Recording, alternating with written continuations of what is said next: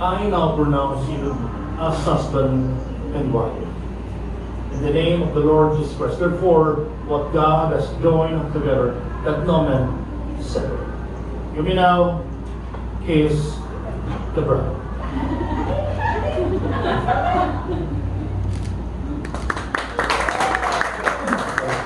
Mabilis. Okay, may tanong sa inyo na, tatagalugin mo na. Gusto niyo ba ba ng isang halik? Yes. Parang dalawa lang. Do you need one more kiss? Yes. Yun, kailangan English naman pala kanina. Kaya English yung Tagalog. Okay, 5 dahil dyan seconds. magkakaroon tayo ng 10-second kiss. Okay?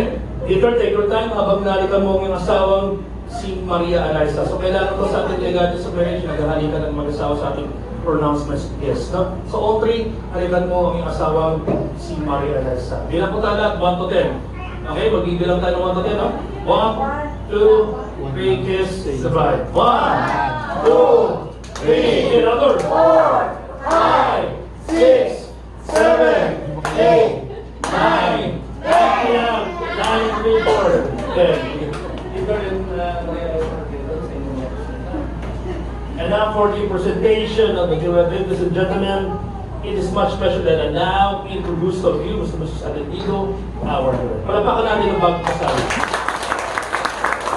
And everybody shout, congratulations, Gilwell. Okay, tagalogin mo na, mabuhay ang bagong kasal. Mabuhay! Kaya na English ngayon, Tagalog naman. Okay, palapakan natin ang bagong kasal.